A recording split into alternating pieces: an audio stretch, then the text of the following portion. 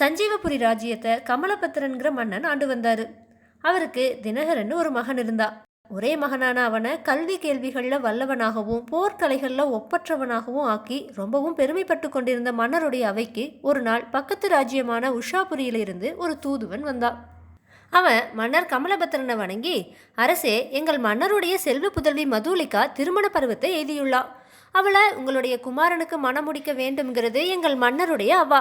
இளவரசியுடைய ஓவியமும் அவளுடைய ஜாதகமும் கொண்டு வந்திருக்க.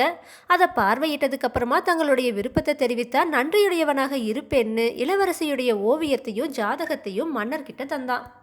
இளவரசியுடைய ஓவியத்தை பார்த்த மன்னர் பிரமித்து போனாரு. ஓவியத்தில் ரொம்ப அழகா திகழ்ந்த மதுலிகாவை பார்த்து மெய்மறந்து போனாரு. அதுக்கப்புறமா ஓவியத்தை இளவரசன் கிட்ட கொடுத்துட்டு ஜாதகத்தை ஆஸ்தான ஜோதிடர்கிட்ட தந்தாரு. வெச்சக்கன் வாங்காம ஓவியத்தை உத்து பார்த்துட்டு அதுல ரொம்பவுமே லயித்து போன தினகரன் சோதிடருடைய குரல் கேட்டு நிமிர்ந்தான்.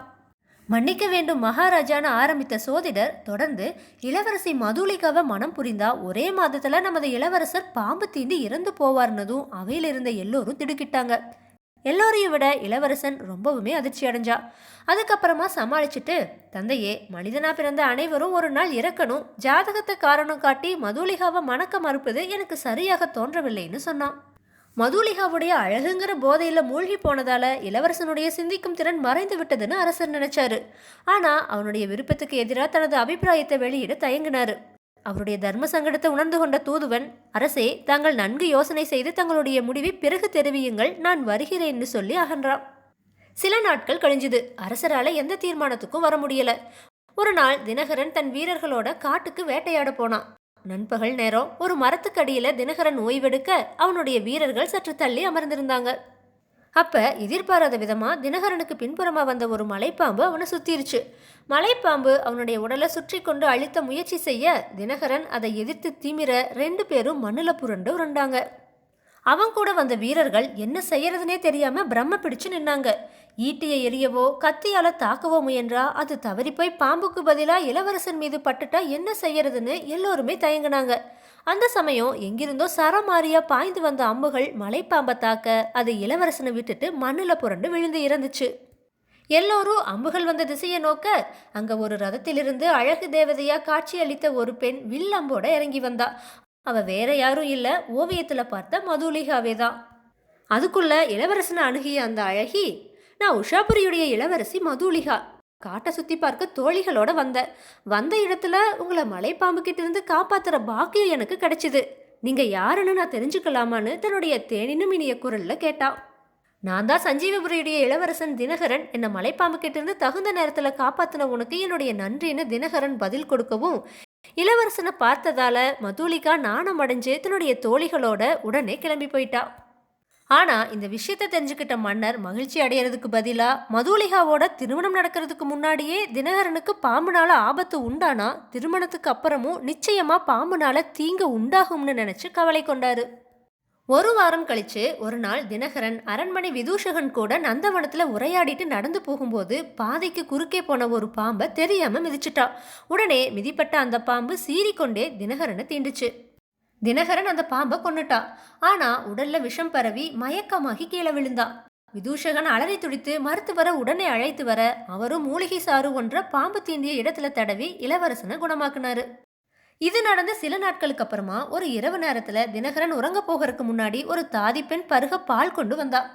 தினகரன் அந்த பாலை அருந்த முயற்சிக்கும் போது பாத்திரம் கை தவறி விழ பால் தரையில கொட்டுச்சு.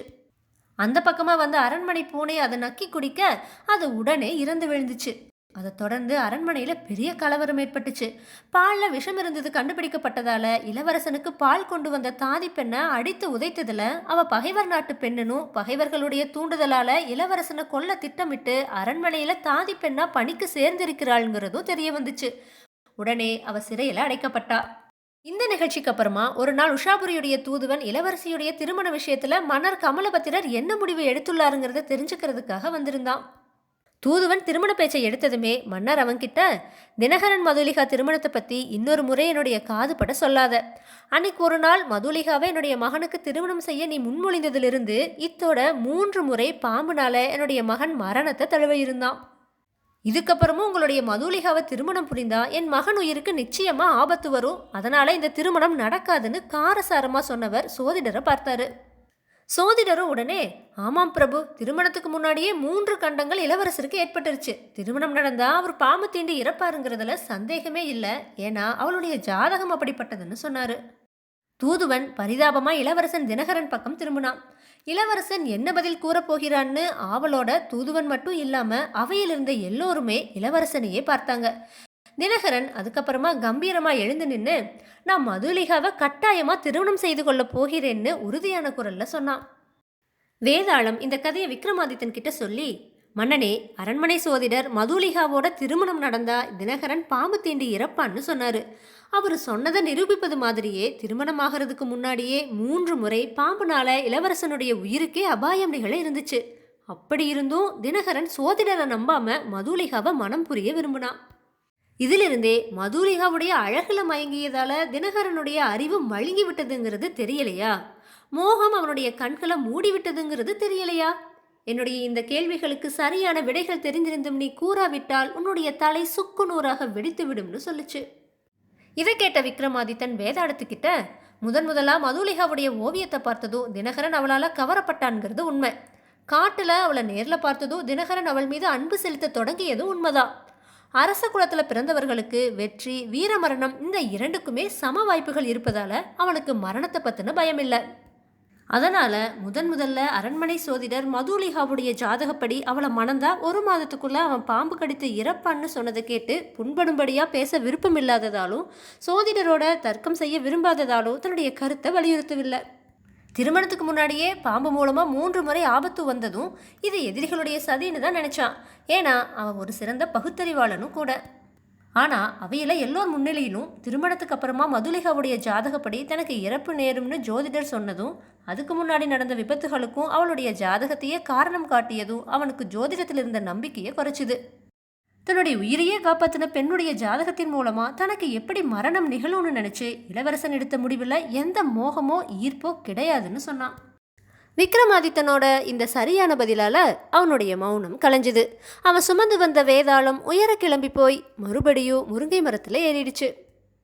தன்னோட முயற்சியில சற்றும் மனம் தளராத விக்ரமாதித்தன் மறுபடியும் முருங்கை மரத்தில் ஏறி அதில் தொங்கிட்டு இருந்த வேதாளத்தை பிடிச்சு கீழே இறக்கி மீண்டும் நடக்க துவங்கினான்.